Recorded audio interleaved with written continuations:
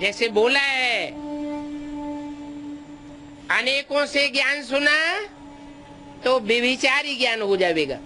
ಹೇಗೆ ಹೇಳಿದರೆ, ಅನೇಕರಿಂದ ಜ್ಞಾನ ಕೇಳಿದ್ರಿ ಅಂದ್ರೆ ಅದು ವ್ಯಭಿಚಾರಿ ಜ್ಞಾನ ಆಗ್ಬಿಡುತ್ತೆ. जिनका ज्ञान ही व्यभिचारी हो जाएगा, ಯಾರ ಜ್ಞಾನನೇ ವ್ಯಭಿಚಾರಿ ಆಗ್ಬಿಡುತ್ತೋ वो आत्माएं 63 जन्मों में व्यभिचारी धर्मों में कन्वर्ट होती रहेंगी। ಆ ಆತ್ಮಗಳು 63 ಜನ್ಮದಲ್ಲಿ ವ್ಯಭಿಚಾರಿ ಧರ್ಮದಲ್ಲಿ ಕನ್ವರ್ಟ್ ಆಗೋಗ್ತಾ ಇರ್ತಾರೆ.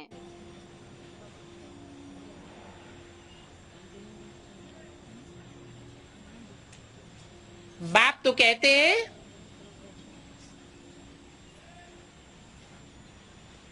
अपने धर्म में मर जाना ठीक, ತಂದೆ ಅಂತೂ ಹೇಳ್ತಾರೆ, ತಮ್ಮ ಧರ್ಮದಲ್ಲಿ ಸತ್ತೋಗೋದು ಮೇಲು. लेकिन पराये धर्म में जाना ठीक नहीं। ಆದ್ರೆ ಪರಾಯ ಧರ್ಮದಲ್ಲಿ ಹೋಗೋದು ಸರಿ ಇಲ್ಲ. तुम्हारा धर्म ऊंच ते ऊंच अल्लाह स्थापन करता है। ನಿಮ್ಮ ಧರ್ಮವನ್ನು ಶ್ರೇಷ್ಠಾತಿ ಶ್ರೇಷ್ಠ ಉನ್ನತ ಮಟ್ಟದ ಅಲ್ಲ ಸ್ಥಾಪನೆ ಮಾಡ್ತಾರೆ. कथाएं बना दी है अल्लाह अव्वल दीन, ಕತೆಗಳನ್ನು ಮಾಡ್ಬಿಟ್ಟಿದ್ದಾರೆ, ಅಲ್ಲಾ ಅವ್ವಲ್ ದೀನ್. अल्लाह माने ऊंचा, ಅಲ್ಲ ಅಂದ್ರೇನೆ ಉನ್ನತ ಮಟ್ಟದವರು. अव्वल माना पहला, दीन माना धर्म। ಅಬ್ಬಲ್ ಅಂದ್ರೆ ಮೊದಲನೆಯ, ದೀನ್ ಅಂದ್ರೆ ಧರ್ಮ. ऊंचे ते ऊंचा बाप आकर के ऊंचे ते ऊंचा धर्म स्थापन करते हैं। ಶ್ರೇಷ್ಠಾತಿ ಶ್ರೇಷ್ಠ ತಂದೆ ಬಂದ್ಬಿಟ್ಟು ಶ್ರೇಷ್ಠಾತಿ ಶ್ರೇಷ್ಠ ಧರ್ಮ ಸ್ಥಾಪನೆ ಮಾಡ್ತಾರೆ.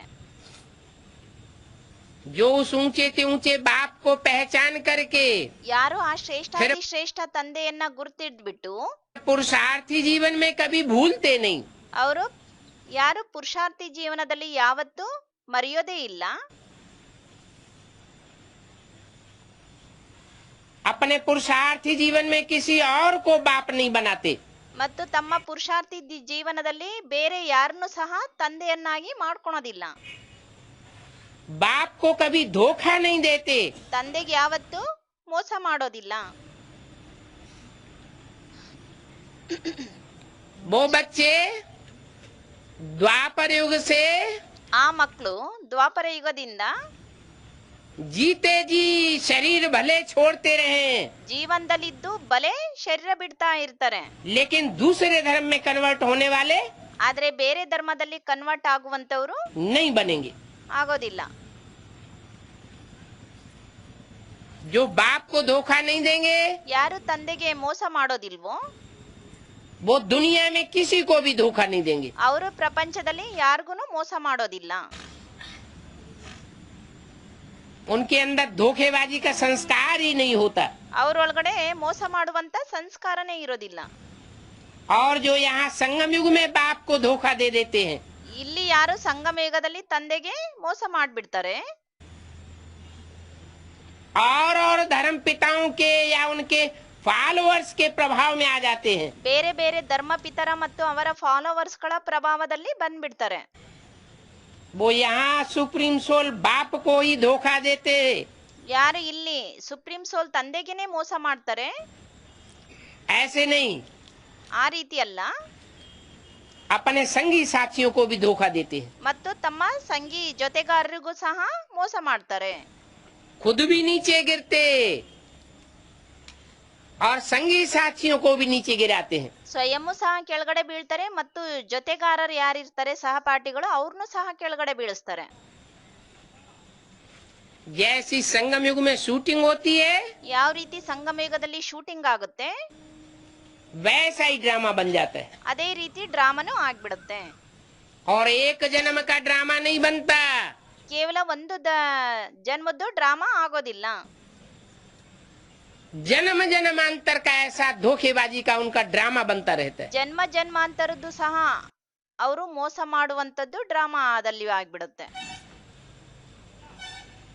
तो बाप कहते हैं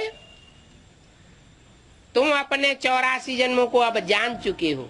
ತಂದೆ ಹೇಳ್ತಾರೆ, ನೀವು ತಮ್ಮ 84 ಜನ್ಮದ ಬಗ್ಗೆ ತಿಳ್ಕೊಂಡ್ಬಿಟ್ಟಿದ್ದೀರಾ. तुम 9 लाख सितारे हो, ನೀವು 9 ಲಕ್ಷ ನಕ್ಷತ್ರಗಳಾಗಿದ್ದೀರಾ. जिनमें से 4.5 लाख ऐसे हैं ಅವರಲ್ಲಿ 4.5 ಲಕ್ಷ ಈ ರೀತಿ ಇದ್ದಾರೆ, जो बाप के मात्र रूप को पहचानते हैं। ಅವರು ತಂದೆಯ ಮಾತ್ರ ರೂಪವನ್ನ ಗುರುತಿಡಿತಾರೆ. ब्रह्मा के तन में जब बाप आया, ಬ್ರಹ್ಮನ ತನುವಿನಲ್ಲಿ ಯಾವಾಗ ತಂದೆ ಬಂದ್ರು, ब्रह्मा के रूप में पाठ बजाया, ಬ್ರಹ್ಮನ ರೂಪದಲ್ಲಿ ಪಾಠ ಮಾಡಿದ್ರು, उस स्वरूप को पूरा पूरा पहचाना, ಅವರ ಸ್ವರೂಪವನ್ನ ಪೂರ್ತಿ ले- ಪೂರ್ತಿ ಗುರ್ತಿಡಿದ್ರು. लेकिन बाप को नहीं पहचाना। ಆದ್ರೆ ತಂದೆಯನ್ನ ಗುರ್ತಿಡಿಲಿಲ್ಲ.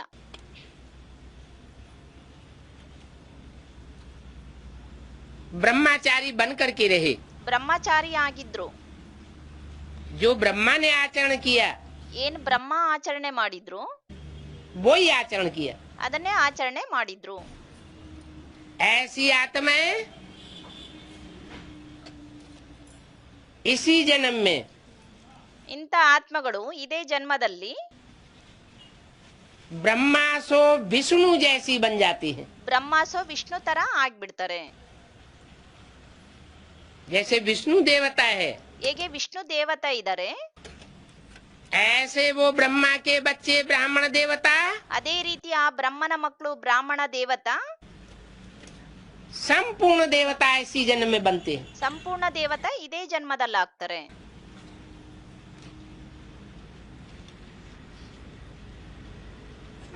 विजयमाला से कन्वर्ट होकर के ವಿಜಯ್ ಮಾಲೆಯಿಂದ ಕನ್ವರ್ಟ್ ಆಗ್ಬಿಟ್ಟು सूर्यवंशियों की माला रुद्रमाला में आ जाते हैं। ಸೂರ್ಯವಂಶಿಗಳ ಮಾಲೆ ರುದ್ರಮಾಲೆಯಲ್ಲಿ ಬಂದ್ಬಿಡ್ತಾರೆ. एक ही जन्म में। ಒಂದೇ ಜನ್ಮದಲ್ಲಿ.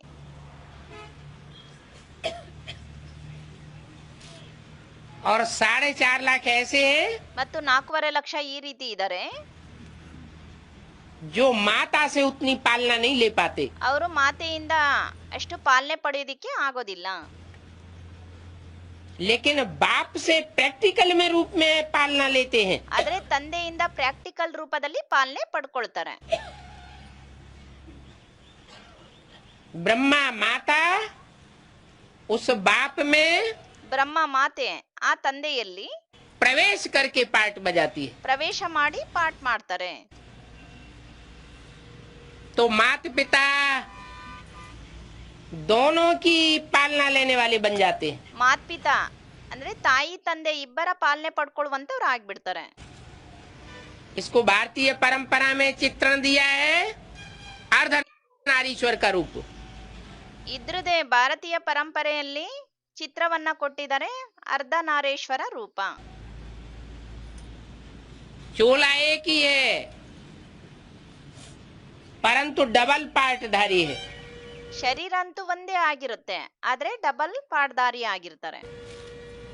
पिता का भी प्यार देता है और माता का भी प्यार देता है। ತಂದೆಯ ಪ್ರೀತಿನೂ ಕೊಡ್ತಾರೆ ಮತ್ತು ತಾಯಿಯ ಪ್ರೀತಿನೂ ಕೊಡ್ತಾರೆ. एक चोले में लाफुल और लफुल दोनों आत्माएं काम करती हैं। ಒಂದೇ ಶರೀರದಲ್ಲಿ ಲಾಫುಲ್ ಅವ್ರ ಲವ್ಫುಲ್ ಎರಡು ಕಾರ್ಯವನ್ನು ಸಹ ಮಾಡ್ತಾರೆ. लेकिन एक ही टाइम पर नहीं, ಆದ್ರೆ ಒಂದೇ ಟೈಮಿನಲ್ಲಿ ಅಲ್ಲ, क्योंकि अलग अलग आत्माएं। ಏಕೆಂದ್ರೆ ಬೇರೆ ಬೇರೆ ಆತ್ಮಗಳಾಗಿದ್ದಾರೆ. जब दोनों की संपन्न स्टेज बनती है ಯಾವಾಗ ಇಬ್ರದೂ ಸಂಪನ್ನ ಸ್ಟೇಜ್ ಆಗುತ್ತೆ, तो उनको कहा जाता है ब्रह्मा सो विष्णु। ಆಗ ಅವ್ರಿಗೆ ಹೇಳಲಾಗುತ್ತೆ ಬ್ರಹ್ಮಾಸೋ ವಿಷ್ಣು. संपन्न विष्णु रूप बनता है तो 9,16,108 की गिनती पूरी हो जाती है। ಸಂಪನ್ನ ವಿಷ್ಣು ರೂಪ ಆದಾಗ 9,16,108 ಆತ್ಮಗಳು ಆಗ್ಬಿಡ್ತಾರೆ. उसके बाद तो फिर कलाएं कम होना शुरू हो जाती हैं। ಅದರ ನಂತರ ಅಂತೂ ಕಲೆಗಳು ಕಡಿಮೆ ಆಗೋದಕ್ಕೆ ಶುರು ಆಗ್ಬಿಡುತ್ತೆ. चढ़ती कला की ऊंची स्टेज तक पहुंचने के बाद ಏರುವಂತ ಕಲೆಯ ಉನ್ನತ ಮಟ್ಟದ ಸ್ಟೇಜಿಗೆ ತಲುಪಿದ ನಂತರ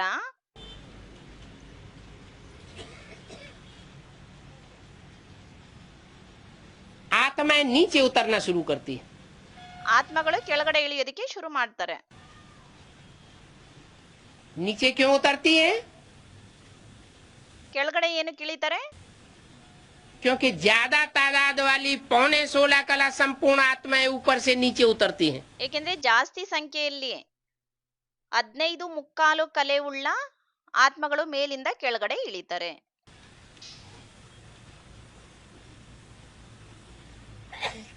और उनके संग का रंग लगता है। ಮತ್ತು ಅವರ ಸಂಘದ ರಂಗು ಅಂಟ್ಕೊಳ್ಳುತ್ತೆ. हर जन्म में आत्माएं नीचे गिरती जाती हैं। ಪ್ರತಿಯೊಂದು ಜನ್ಮದಲ್ಲಿ ಆತ್ಮ ಕೆಳಗಡೆ ಇಳಿತಾ ಬರ್ತಾರೆ. क्योंकि ऊपर से कमजोर आत्माएं उतरती रहती हैं। ಏಕೆಂದ್ರೆ ಮೇಲಿಂದ ದುರ್ಬಲ ಆತ್ಮಗಳು ಇಳಿತಾ ಇರ್ತಾರೆ. और 84 जन्म लेने वाले देवताओं को ಮತ್ತು 84 ಜನ್ಮ ತಗೊಳ್ಳುವಂತ ದೇವತೆಗಳಿಗೆ संग के रंग से कमजोर करती रहती है। ಅವರ ಸಂಘದ ರಂಗಿನಿಂದ ದುರ್ಬಲರನ್ನಾಗಿ ಮಾಡ್ತಾ ಇರ್ತಾರೆ. ये ड्रामा बना हुआ है। ಇದು ಡ್ರಾಮಾನೇ ಆಗಿದೆ. ड्रामा को पलटा नहीं जा सकता। ಡ್ರಾಮಾವನ್ನ ಚೇಂಜ್ ಮಾಡೋದಿಕ್ಕೆ ಸಾಧ್ಯ ಇಲ್ಲ. नीचे तो उतरना ही है। ಕೆಳಗಡೆ ಅಂತೂ ಇಳಿಲೇಬೇಕಾಗುತ್ತೆ. सुख भोगना ही है। ಸುಖ ಭೋಗಿಸ್ಲೇಬೇಕು.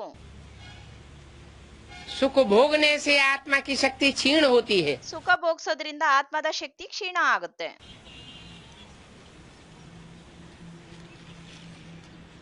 अगर एक्यूरेट परमात्मा के स्वरूप की प्रैक्टिकल में याद नहीं है तो ಆಕ್ಯುರೇಟ್ ರೂಪದಲ್ಲಿ ಪರಮಾತ್ಮ ತಂದೆಯ ಸ್ವರೂಪ ನೆನ್ಪಿಲ್ಲ ಅಂದ್ರೆ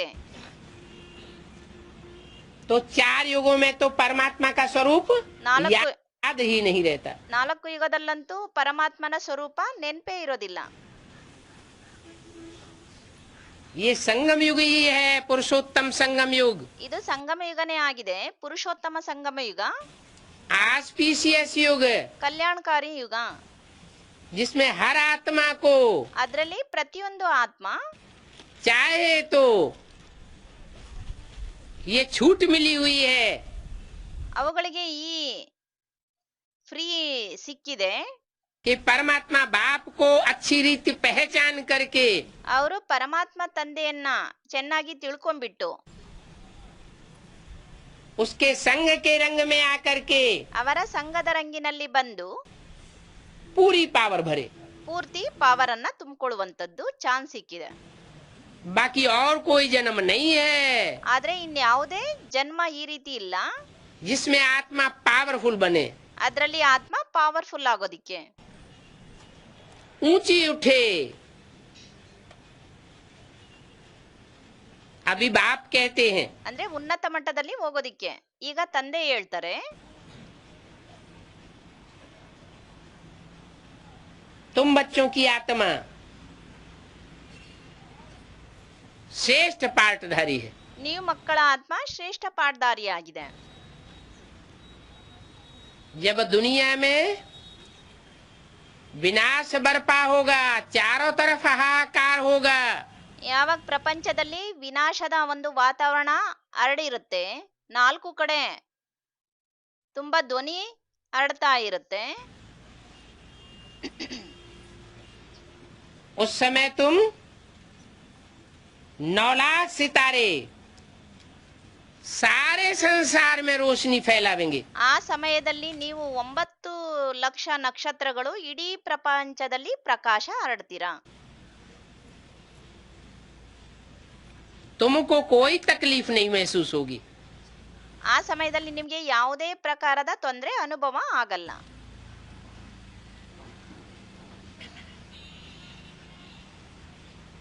मुसलमान लोग भी गायन करेंगे, ये हैं खुदा के बंदे। ಮುಸಲ್ಮಾನರು ಸಹ ಗಾಯನ ಮಾಡಿ ಕರೀತಾರೆ, ಇವರಾಗಿದ್ದಾರೆ ಭಗವಂತನ ಸಂತಾನರು. उनके शास्त्रों में भी लिखा हुआ है, ಅವರ ಶಾಸ್ತ್ರದಲ್ಲೂ ಸಹ ಬರ್ದಿದ್ದಾರೆ, विनाश जब होता है तो खुदा के बंदे बहुत सुख में रहते हैं। ಯಾವಾಗ ವಿನಾಶ ಆಗುತ್ತೆ ಆಗ ಭಗವಂತನ ಮಕ್ಕಳು ತುಂಬಾ ಸುಖದಲ್ಲಿ ಇರ್ತಾರೆ. उनको किसी प्रकार का कोई दुख अनुभव नहीं होता। ಅವ್ರಿಗೆ ಯಾವುದೇ ಪ್ರಕಾರದಲ್ಲಿ ದುಃಖ ಅನುಭವ ಆಗೋದಿಲ್ಲ. जैसे कि नरक के दुनिया के बीच उनको स्वर्ग का वर्षा मिल जाता है। ಹೇಗೆ ನರಕದ ಪ್ರಪಂಚದ ಮಧ್ಯೆ ಅವ್ರಿಗೆ ಸ್ವರ್ಗದ ಪ್ರಪಂಚದ ಆಸ್ತಿ ಸಿಕ್ಬಿಟ್ಟಿರುತ್ತೋ. है ना वंडरफुल बात। ಇದಾಗಿದೆ ವಂಡರ್ಫುಲ್ ಮಾತು. मिसाल भी बताई दिया। ಅದಕ್ಕೆ ಉದಾಹರಣೆನೂ ಸಹ ಹೇಳ್ಬಿಟ್ರು. जैसे यज्ञ के आदि में फाउंडेशन पड़ा था, ಹೇಗೆ ಯಜ್ಞದ ಆದಿಯಲ್ಲಿ ಫೌಂಡೇಶನ್ ಬಿದ್ದಿತ್ತು, हिंदुस्तान पाकिस्तान के बीच खून की नदियां बह रही थी, ಹಿಂದೂಸ್ತಾನ ಮತ್ತು ಪಾಕಿಸ್ತಾನದ ಮಧ್ಯೆ ರಕ್ತದ ನದಿ ಹರಿತಾ ಇತ್ತು. उस समय एक ऐसा भी संगठन ब्राह्मणों का था ಆ ಸಮಯದಲ್ಲಿ ಅಂತ ಒಂದು ಸಂಘಟನೆ ಸಹ ಬ್ರಾಹ್ಮಣರದಾಗಿತ್ತು, जो बड़े आराम से रहा पड़ा था ಅವರು ತುಂಬಾ ಆರಾಮಾಗಿ ಇದ್ರು सागर के कंठे, पर उनको कोई भी दुख तकलीफ नहीं थी। ಸಾಗರದ ದಡದಲ್ಲಿ. ಆದ್ರೆ ಆ ಸಮಯದಲ್ಲಿ ಅವ್ರಿಗೆ ಯಾವುದೇ ಪ್ರಕಾರದ ದುಃಖದ ಮತ್ತು ತೊಂದರೆಯ ಮಾತಿರ್ಲಿಲ್ಲ. और हिंदुस्तान पाकिस्तान की सभी आत्माएं हाहाकार में पड़ी हुई थी। ಮತ್ತು ಹಿಂದೂಸ್ತಾನ್ ಪಾಕಿಸ್ತಾನದ ಎಲ್ಲಾ ಆತ್ಮಗಳು ಹಾಹಾಕಾರದಲ್ಲಿದ್ರು, ಅಂದ್ರೆ ತುಂಬಾ ದುಃಖದಲ್ಲಿ ಮುಳುಗಿದ್ರು. वो तो एक छोटा सा मिसाल था, ಅದಂತೂ ಒಂದು ಚಿಕ್ಕದಾಗಿರುವಂತ ಉದಾಹರಣೆ ಆಗಿತ್ತು. जिसका फाउंडेशन लगाने वाली ಅದರದ್ದು ಫೌಂಡೇಶನ್ ಹಾಕುವಂತವ್ರು पाकिस्तानी धरणी बनी ಪಾಕಿಸ್ತಾನದ ಧರಣಿಯಾದ್ರು और पाकिस्तानी आत्माएं बनी, ಮತ್ತು ಪಾಕಿಸ್ತಾನದ ಆತ್ಮಗಳಾದ್ರು. जिनकी यादगार भक्ति मार्ग में अजमेर का मॉडल दिखाया जाता है। ಅವರ ನೆನಪಾರ್ಥವಾಗಿ ಭಕ್ತಿ ಮಾರ್ಗದಲ್ಲಿ ಅಜ್ಮೀರ್ನಲ್ಲಿ ಒಂದು ಮಾಡೆಲ್ ಅನ್ನ ತೋರಿಸಲಾಗಿದೆ. स्वर्ग का मॉडल बना के रखा है। ಸ್ವರ್ಗದ ಮಾಡೆಲ್ ಮಾಡಿ ಇಟ್ಟಿದ್ದಾರೆ. मॉडल में और असली में बहुत अंतर होता है। ಆ ಮಾಡೆಲ್ ನಲ್ಲಿ ಮತ್ತು ಒರಿಜಿನಲ್ ಏನಿದೆ ಅದರಲ್ಲಿ ತುಂಬಾನೇ ಅಂತರ ಇರುತ್ತೆ. वो मॉडल था ಅದು ಮಾಡೆಲ್ ಆಗಿತ್ತು आदि में। ಆದಿಯಲ್ಲಿ. कोई मकान बनाते हैं तो पहले उसका छोटा सा मॉडल बनाते हैं, ಏನಾದ್ರೂ ಮನೆ ಕಟ್ಬೇಕಂದ್ರೆ ಮೊದ್ಲು ಅದ್ರದ್ದು ಚಿಕ್ಕದಾಗಿರುವಂತ ಮಾಡೆಲ್ ಮಾಡ್ತಾರೆ. ये भी स्वर्ग का चैतन्य मॉडल तैयार होना है। ಇದು ಸಹ ಸ್ವರ್ಗದ ಚೈತನ್ಯತೆಯ ಮಾಡೆಲ್ ತಯಾರಾಗಬೇಕು.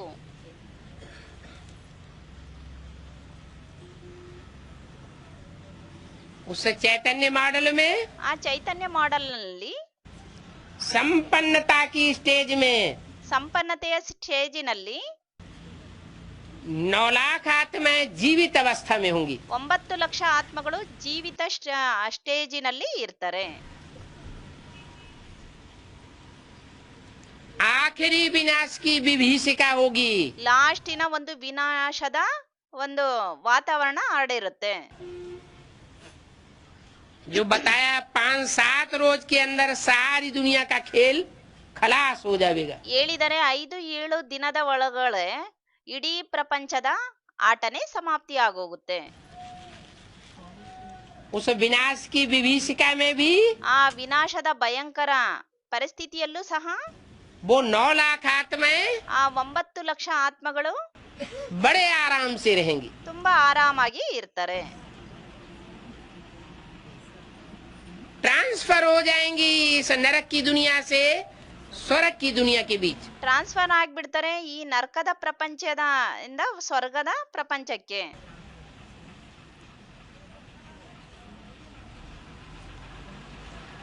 तो बाप कहते हैं तुम जितना सुख भोगते हो, ತಂದೆ ಹೇಳ್ತಾರೆ ಎಷ್ಟು ನೀವು ಸುಖ ಭೋಗಿಸ್ತೀರಾ, संगम युग में जितना सुख का फाउंडेशन तुम डालते हो अपने लिए, ಸಂಗಮ ಯುಗದಲ್ಲಿ ನೀವು ತಮಗೋಸ್ಕರ ಎಷ್ಟು ಸುಖದ ಫೌಂಡೇಶನ್ ಹಾಕ್ತೀರಾ, उतना दूसरी आत्माओं का फाउंडेशन नहीं पड़ता। ಅಷ್ಟು ಬೇರೆ ಆತ್ಮಗಳದ್ದು ಫೌಂಡೇಶನ್ ಬೀಳೋದಿಲ್ಲ. तुम 3/4 से भी जास्ती सुख भोगते हो। ನೀವು 3/4%ಗಿಂತನೂ ಸಹ ಜಾಸ್ತಿ ಸುಖ ಭೋಗಿಸ್ತೀರಾ. और दूसरे धर्म की आत्माएं ಮತ್ತು ಬೇರೆ ಧರ್ಮದ ಆತ್ಮಗಳು आधा सुख ಅರ್ಧ ಸುಖ और आधा दुख भोगती हैं। ಮತ್ತು ಅರ್ಧ ದುಃಖ ಭೋಗಿಸ್ತಾರೆ. तो तुम तो बहुत फायदे में रहते हो ಹಾಗಾಗಿ ನೀವಂತೂ ತುಂಬಾನೇ ಪ್ರಯೋಜನದಲ್ಲಿರ್ತೀರಾ. और दूसरे धर्म की आत्माएं बहुत घाटे में चली जाती है। ಆದ್ರೆ ಬೇರೆ ಧರ್ಮದ ಆತ್ಮಗಳು ತುಂಬಾನೇ ಲಾಸ್ ಅಲ್ಲಿ ಹೋಗ್ಬಿಡ್ತಾರೆ. क्यों घाटे में चली जाती हैं? ಏಕೆ ಲಾಸ್ ಆಗಿ ಹೋಗ್ಬಿಡ್ತಾರೆ? क्योंकि सच्चे बाप से सच्चा बन करके नहीं रहती। ಏಕೆಂದ್ರೆ ಸತ್ಯ ತಂದೆ ಜೊತೆ ಸತ್ಯವಂತರಾಗಿ ಇರೋದಿಲ್ಲ. बाप कहते हैं सच तो बिठो नच, जो सच्चा होगा ಅದಕ್ಕೆ ತಂದೆ ಹೇಳ್ತಾರೆ ಸಚ್ತೋ ಬಿಟೋ ನಚ್. ಯಾರು ಸತ್ಯವಂತರಾಗಿರ್ತಾರೆ वो अंदर से बाहर से डांस करता रहेगा, ಅವರು ಒಳಗಡೆಯಿಂದ ಹೊರಗಡೆಯಿಂದ ನೃತ್ಯ ಮಾಡ್ತಾ ಇರ್ತಾರೆ खुशी में। ಖುಷಿಯಲ್ಲಿ. और जो झूठा होगा बाप के साथ ಯಾರು ಸುಳ್ಳಿನವರಾಗಿರ್ತಾರೆ ತಂದೆಯ ಜೊತೆ वो अंदर से भी कुड़कुड़ाता रहेगा ಅವರು ಒಳಗಡೆಯಿಂದನೂ ಸಹ ಕುಡ್ಕುಡ್ ಮಾಡ್ತಾ ಇರ್ತಾರೆ. और बाहर से भी दूसरों को डिस्टर्ब करता रहेगा। ಅವರು ಒಳಗಡೆಯಿಂದನೂ ಡಿಸ್ಟರ್ಬ್ ಮಾಡ್ತಾ ಇರ್ತಾರೆ ಮತ್ತು ಹೊರಗಡೆಯಿಂದನೂ ಬೇರೆಯವ್ರಿಗೆ ಡಿಸ್ಟರ್ಬ್ ಮಾಡ್ತಾ ಇರ್ತಾರೆ. सच्चा बाप आकर के सचखंड की स्थापना करते हैं। ಸತ್ಯ ತಂದೆ ಬಂದ್ಬಿಟ್ಟು ಸತ್ಯ ಕಂಡದ್ದು ಸ್ಥಾಪನೆ ಮಾಡ್ತಾರೆ. तो सच्चे बाप को क्या प्रिय है? ಹಾಗಾಗಿ ಸತ್ಯ ತಂದೆಗೆ ಏನ್ ಪ್ರಿಯ ಆಗಿದೆ? सच्चाई प्रिय है। ಸತ್ಯತೆ ಪ್ರಿಯ ಆಗಿದೆ.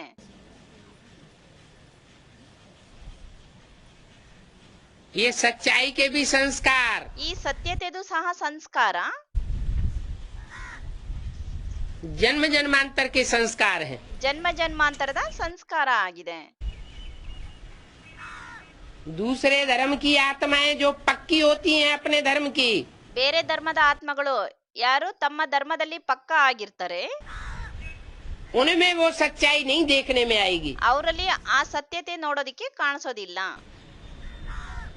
और तुम जो देवी देवता सनातन धर्म के पक्के हो, ಏನು ನೀವು ಸನಾತನ ದೇವಿ ದೇವತಾ ಧರ್ಮದಲ್ಲಿ ಪಕ್ಕ ಆಗಿದ್ದೀರಾ उनमें वो सच्चाई देखने में आवेगी। ಅವರಲ್ಲಿ ಆ ಸತ್ಯತೆ ನೋಡೋದಿಕ್ಕೆ ಕಂಡು ಬರುತ್ತೆ.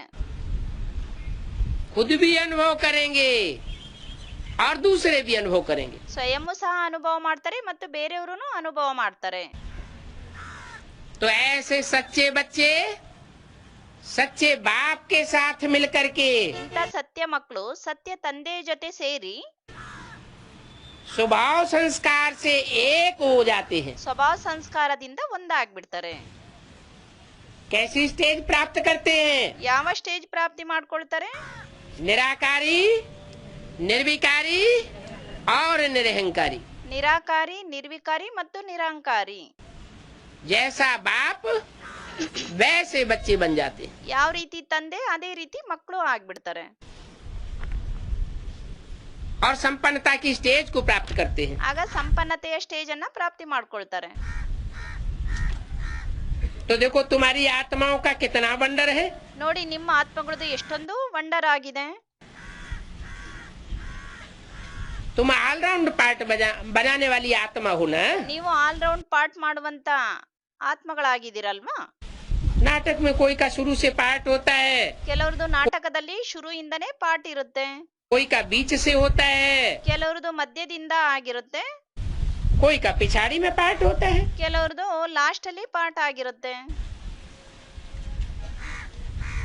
वो तो सब है हद के ड्रामा, ಅದಂತೂ ಎಲ್ಲ ಹದ್ದಿನ ಡ್ರಾಮಾ ಆಗಿದೆ.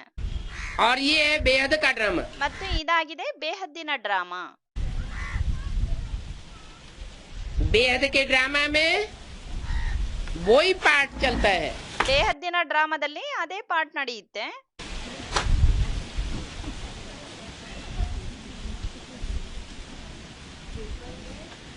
जो शूटिंग पीरियड में चलता है। ಏನು ಶೂಟಿಂಗ್ ಪೀರಿಯಡಿನಲ್ಲಿ ನಡೆಯಿತು.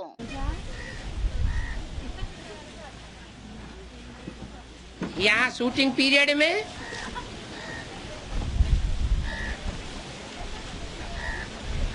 जो जितना स्थिरियम होकर के रहेंगे, ಇಲ್ಲಿ ಈ ಶೂಟಿಂಗ್ ಪೀರಿಯಡಿನಲ್ಲಿ ಯಾರು ಎಷ್ಟು ಸ್ಥಿರಿಯಂ ಆಗಿ ಇರ್ತಾರೆ,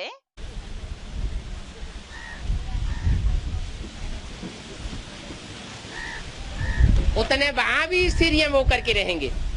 ಅಷ್ಟೇ ಅಲ್ಲೂ ಸಹ ಸ್ಥಿರಿಯಂ ಆಗಿರ್ತಾರೆ। ये तो अभी शामियाना हिलता है। ಈಗಂತೂ ಇಲ್ಲಿ ಶಾಮಿಯಾನ ಅಲಗಾಡತ್ತೆ। अभी फाइनल परीक्षाएं होंगी ಈಗ ಫೈನಲ್ ಪರೀಕ್ಷೆಗಳು ಆಗುತ್ತೆ, तो सारी जमीन ही डोलेगी। ಆಗ ಇಡೀ ಭೂಮಿನೇ ಅಲಗಾಡುತ್ತೆ।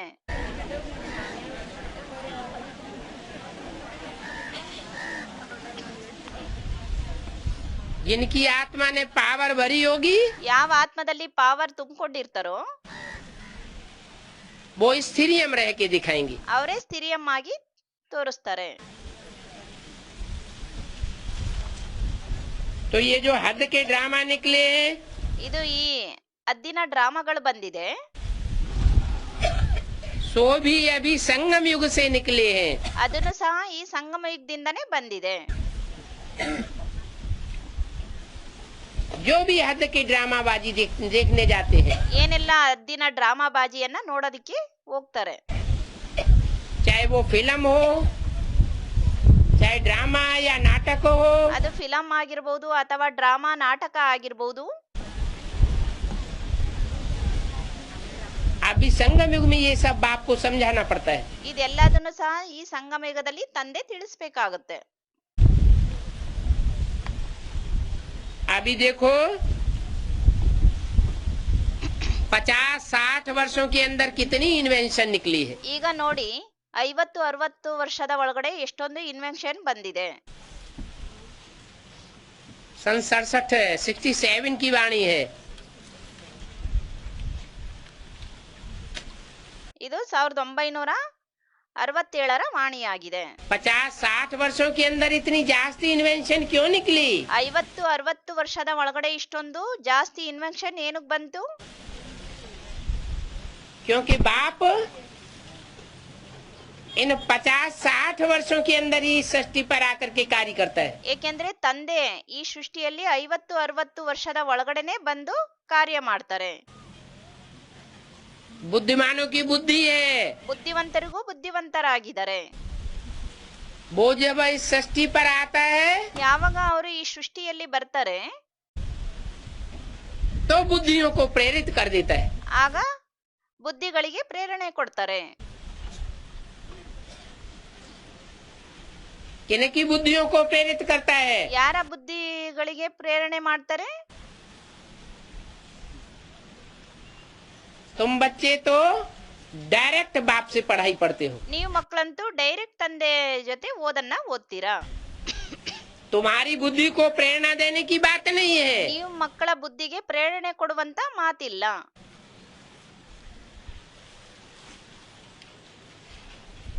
लेकिन जो बड़े अहंकारी हैं, ಆದ್ರೆ ಯಾರು ದೊಡ್ಡ ಅಹಂಕಾರಿ ಆಗಿರ್ತಾರೆ, नास्तिक हैं, ನಾಸ್ತಿಕರಾಗಿದ್ದಾರೆ, जिनको इतना बुद्धि का अहंकार है कि हम ऐसी चीज बना सकते हैं, ಅವ್ರಿಗೆ ಅಷ್ಟೊಂದು ಬುದ್ಧಿಯ ಅಹಂಕಾರ ಇದೆ, ನಾವು ಅಂತ ಒಂದು ವಸ್ತುಗಳನ್ನ ತಯಾರು ಮಾಡಬಹುದು जो दुनिया को बहुत थोड़े समय में खलास कर देंगे। ನಾವು ಪ್ರಪಂಚವನ್ನ ಸ್ವಲ್ಪ ಸಮಯದಲ್ಲೇ ಸಮಾಪ್ತಿ ಮಾಡ್ಬಿಡ್ತೀವಿ। ऐसी विनाशकारी उनकी बुद्धि बन जाती है। ಇಂಥ ಒಂದು ವಿನಾಶಕಾರಿ ಅವ್ರದ್ದು ಬುದ್ಧಿ ಆಗ್ಬಿಡುತ್ತೆ। वो परमात्मा बाप से प्रीति करने वाली बुद्धि नहीं होती। ಅವರು ಪರಮಾತ್ಮ ತಂದೆ ಜೊತೆ ಪ್ರೀತಿಯನ್ನ ಇಡುವಂತ ಬುದ್ಧಿ ಅವರು ಆಗಿರೋದಿಲ್ಲ। परमात्मा बाप से प्रीतिकारी जो बुद्धि होगी, ತಂದೆ ಪರಮಾತ್ಮ ತಂದೆಯ ಜೊತೆ ಪ್ರೀತಿಕಾರಿ ಬುದ್ಧಿಯವ್ರು ಯಾರಾಗಿರ್ತಾರೆ, वो कंस्ट्रक्टिव होगी, निर्माण करने वाली होगी, ಅವರು ಸ್ಥಾಪನೆ ಮಾಡುವಂತವರಾಗಿರ್ತಾರೆ, ನಿರ್ಮಾಣ ಮಾಡುವಂತವರಾಗಿರ್ತಾರೆ, ध्वंस करने वाली नहीं होगी। ಧ್ವಂಸ ಮಾಡುವಂತವ್ರು ಆಗಿರೋದಿಲ್ಲ। और जो अपने अहंकार में रहते हैं, ಯಾರು ತಮ್ಮ ಅಹಂಕಾರದಲ್ಲಿರ್ತಾರೆ, जिनको अपनी बुद्धि का अहंकार होता है, ಯಾರಿಗೆ ತಮ್ಮ ಬುದ್ಧಿಯ ಅಹಂಕಾರ ಇರುತ್ತೆ, उनकी बुद्धि ही ध्वंसकारी बनती है। ಅವರ ಬುದ್ಧಿನೇ ಧ್ವಂಸಕಾರಿ ಆಗ್ಬಿಡುತ್ತೆ. दुनिया का निर्माण नहीं कर पाते, ಪ್ರಪಂಚದ್ದು ನಿರ್ಮಾಣ ಮಾಡೋದಕ್ಕೆ ಸಾಧ್ಯ ಆಗಲ್ಲ. नई दुनिया के निर्माण में कोई भी सहयोग नहीं दे पाते, ಹೊಸ ಪ್ರಪಂಚದ ನಿರ್ಮಾಣದಲ್ಲಿ ಯಾವುದೇ ಸಹಯೋಗಿ ಆಗೋದಿಲ್ಲ. लेकिन पुरानी दुनिया के ध्वंस में उनकी बुद्धि लग जाती। ಆದ್ರೆ ಹಳೆ ಪ್ರಪಂಚದ ವಿಧ್ವಂಸದಲ್ಲಿ ಅವರ ಬುದ್ಧಿ ತೊಡಗಿಬಿಡುತ್ತೆ. तो देखो तुम्हारा पार्ट कितना अच्छा है, ಹಾಗಾಗಿ ನೋಡಿ ನಿಮ್ಮ ಪಾಠ ಎಷ್ಟು ಚೆನ್ನಾಗಿದೆ. और जो परमात्मा बाप साकार के संपर्क संबंध है, ಅಂದ್ರೆ ಏನ್ ಪರಮಾತ್ಮ ತಂದೆಯ ಸಾಕಾರ ಸಂಬಂಧ ಸಂಪರ್ಕದಲ್ಲಿ और प्रैक्टिकल अनुभव में नहीं आ पाते, ಯಾರು ಪ್ರಾಕ್ಟಿಕಲ್ ಅನುಭವದಲ್ಲಿ ಬರೋದಕ್ಕೆ ಸಾಧ್ಯ ಆಗಲ್ಲ. उनका पार्ट कितना नीचा गिर जाता है। ಅವರ ಪಾಠ ಎಷ್ಟೊಂದು ಕೆಳಗಡೆ ಬಿದ್ದೋಗ್ಬಿಡುತ್ತೆ. मेंटेलिटी कितनी नीचे गिर जाती है। ಮೆಂಟಲಿಟಿ ಎಷ್ಟೊಂದು ಕೆಳಗಡೆ ಬಿದ್ದೋಗುತ್ತೆ.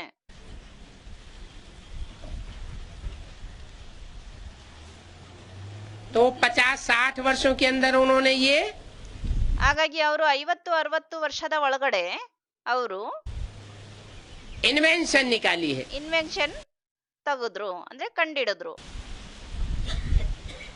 अभी देखो साइंस का कितना जोर बढ़ गया है। ಈಗಂತೂ ನೋಡಿ ಸೈನ್ಸಿನದು ಎಷ್ಟು ಜೋರ್ ನಡೀತಾ ಇದೆ.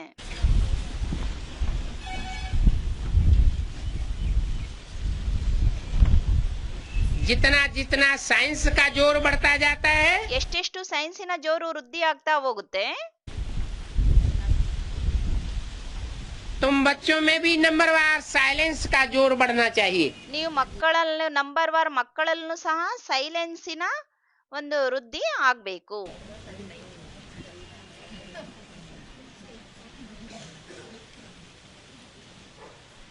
लेकिन यहाँ सबसे बड़े से बड़ा पेपर है बाप की पहचान का। ಆದ್ರೆ ಇಲ್ಲಿ ಅತಿ ದೊಡ್ಡ ಪೇಪರೇ ಆಗಿದೆ ತಂದೆಯನ್ನ ಗುರ್ತಿಡಿಯುವಂತದ್ದು. बाप की पूरी पहचान करते करते माया रोला डाल देती है। ತಂದೆಯನ್ನ ಪೂರ್ತಿ ಪರಿಚಯ ತಿಳ್ಕೊಳೋದ್ರಲ್ಲೇ ಮಾಯೆ ವಿಘ್ನ ಹಾಕ್ಬಿಡುತ್ತೆ. तो बच्चे निश्चय बुद्धि अनिश्चय बुद्धि, निश्चय बुद्धि अनिश्चय बुद्धि, ಆಗ ಮಕ್ಕಳು ನಿಶ್ಚಯ ಬುದ್ಧಿ ಅನಿಶ್ಚಯ ಬುದ್ಧಿ, ನಿಶ್ಚಯ ಬುದ್ಧಿ ಅನಿಶ್ಚಯ ಬುದ್ಧಿ के चक्र में आती रहती है। ಆ ಚಕ್ರದಲ್ಲಿ ಬರ್ತಾ ಇರ್ತಾರೆ. और जो प्राप्ति थोड़े समय में जास्ती करनी चाहिए, ಏನ್ ಪ್ರಾಪ್ತಿ ಸ್ವಲ್ಪ ಸಮಯದಲ್ಲಿ ಜಾಸ್ತಿ ಮಾಡ್ಕೋಬೇಕು, उससे वंचित रह जाते हैं। ಅದರಿಂದ ವಂಚಿತರಾಗಿದ್ಬಿಡ್ತಾರೆ. अभी टाइम वेस्ट करने का टाइम नहीं है। ಈಗ ಟೈಮ್ ವೇಸ್ಟ್ ಮಾಡುವಂತ ಟೈಮ್ ಆಗಿಲ್ಲ.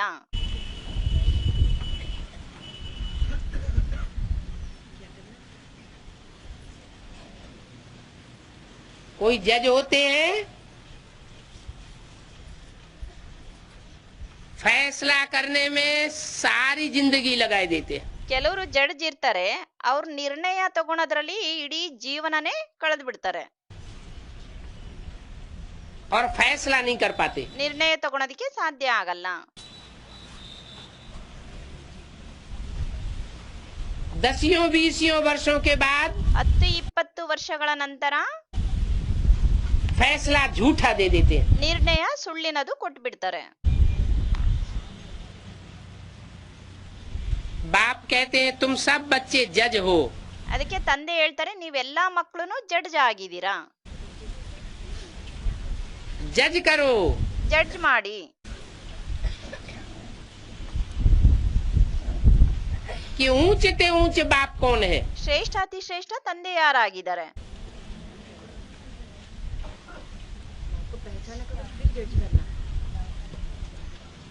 माया जो रोला डालती है, ಏನ್ ಮಾಯೆ ವಿಘ್ನ ಹಾಕುತ್ತೆ. पक्का पक्का जजमेंट दो, ಪಕ್ಕ ಜಡ್ಜ್ಮೆಂಟ್ ಕೊಡಿ. तो निश्चय बुद्धि विजयते बन जाएंगे। ಆಗ ನಿಶ್ಚಯ ಬುದ್ಧಿ ವಿಜೇತೆಯವರಾಗ್ಬಿಡ್ತೀರಾ. विजय माला के मणके बन जाएंगे, ವಿಜಯ ಮಾಲೆಯ ಮಣಿಗಳಾಗ್ಬಿಡ್ತೀರಾ. नहीं तो अनिश्चय बुद्धि विनश्यति की लिस्ट में जाएंगे. ಇಲ್ಲಾಂದ್ರೆ ಅನಿಶ್ಚಯ ಬುದ್ಧಿ ವಿನಶಂತಿಯ ಲಿಸ್ಟಿನಲ್ಲಿ ಹೋಗ್ಬಿಡ್ತೀರಾ.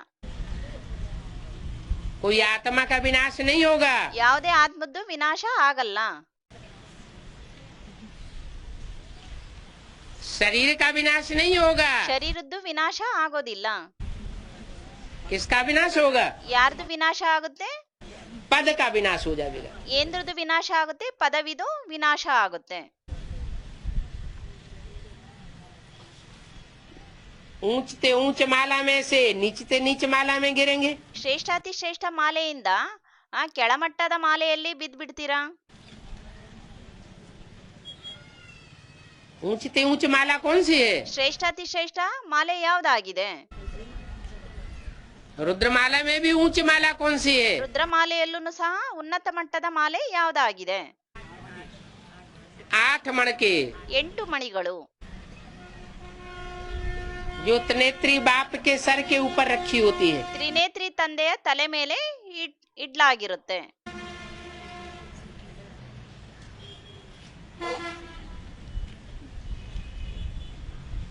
और नीचे नीच माला कौन सी है? ಮತ್ತು ನೀಚತೆ ನೀಚ ಕೆಳಮಟ್ಟದ ಮಾಲೆ ಯಾವ್ದಾಗಿದೆ?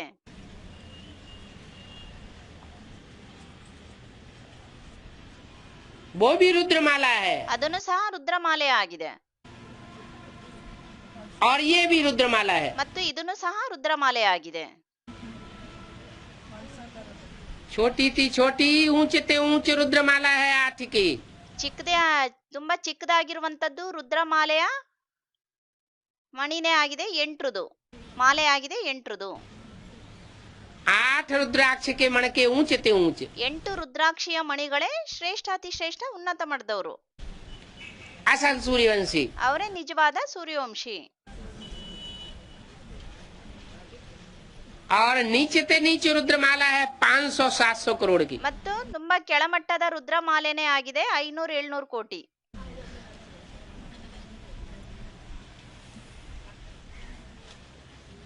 अभी मालाएं तैयार हो रही है. ಈಗ ಮಾಲೆಗಳು ತಯಾರಾಗ್ತಾ ಇದೆ.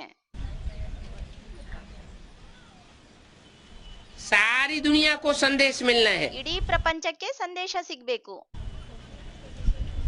सारी दुनिया को भगवान बाप की पहचान मिलनी है. ಇಡೀ ಪ್ರಪಂಚಕ್ಕೆ ಭಗವಂತ ತಂದೆಯ ಪರಿಚಯ ಸಿಗಬೇಕು. और उस पहचान के आधार पर ಮತ್ತು ಆ ಪರಿಚಯದ ಆಧಾರದ ಮೇಲೆ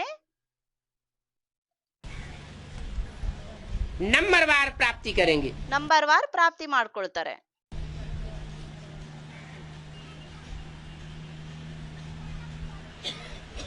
ओम शांति. ಓಂ ಶಾಂತಿ.